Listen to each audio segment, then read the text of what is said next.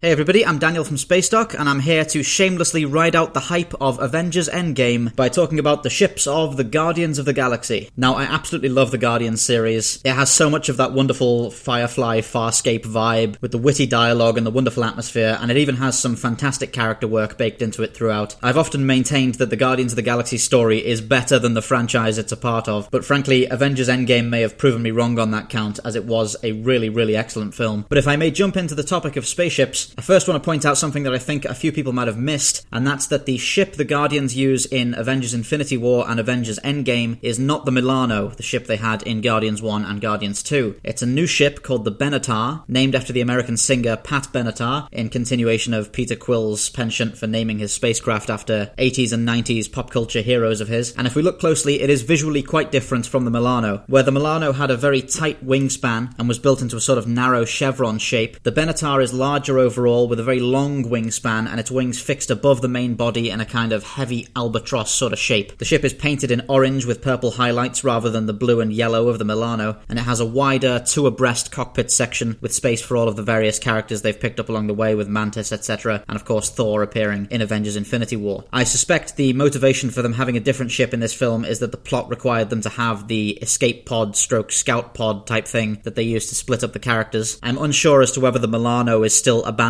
half repaired on that planet from Guardians 2. I'd like to think they went and got it at some point. Perhaps it's docked on that carrier they commandeered at the end of the second film, and they just decided to take this particular ship out when they happen to encounter the Asgardian wreckage. As I said, this ship does have a detachable pod that seems to have just as much range and versatility as the ship itself, as it's used to traverse great distances in Infinity War, so it's clearly not just an escape unit. The interior is very similar to the Milano, but the extra space fits the narrative a little better, as the Milano always had too few bunks and not enough living quarters for the number of people on board. This new ship seems to solve that problem quite nicely. We haven't really seen the Benatar do too much combat maneuvering, so we don't know how differently it performs to the Milano. I expect it's pretty similar. All of these Ravager M ships seem to come from a similar manufacturer and are built in the same kind of style. This one may just be slightly slower on account of its greater mass and slightly different space frame. One thing I really like about the Benatar over the Milano is that if we look at the aft section, we can see these two extended prongs that house the ship's main engines, and these kind of oscillate and retract when the ship is slowing down. There's an excellent shot in Infinity War when the ship drops out of FTL into the Asgardian wreckage, and we see its engines kind of fan outwards like air brakes to slow it down. That kind of visual cue for when something is going fast or going slow is often a great thing to have in a spacecraft design. It's why when we were designing the Guinevere for the Sojourn, we gave it the extending heat radiators that match the level of acceleration the main engine is under, because often there's no point of reference in space. It's quite difficult to tell how fast something is moving relative to what's around it. Both the Benatar and the Milano have lots of subtle moving parts that give it the kind of avian vibe that really gives it an extra presence when it's changing direction and altering speed in space. I can't go into too much detail on either of these ships, as no specific dimensions or fact files have ever been released, and also there is very limited footage available of the Benatar, at least until scenes from Endgame become more publicly available. Overall, I really like both of these ships. I prefer the name Milano, but I think overall I prefer the design of the Benatar. I'm curious to see whether the Milano will make a return in Guardians 3, or whether they'll be sticking to their new ship, or something new entirely. Overall, both of these designs are really well done and pin down this wonderful Flash Gordon space fantasy Farscape kind of vibe that Guardians does so well. A pair of really excellent hero ships that I hope we get to see a lot more of going forward. This is Daniel from Spacedock, signing off.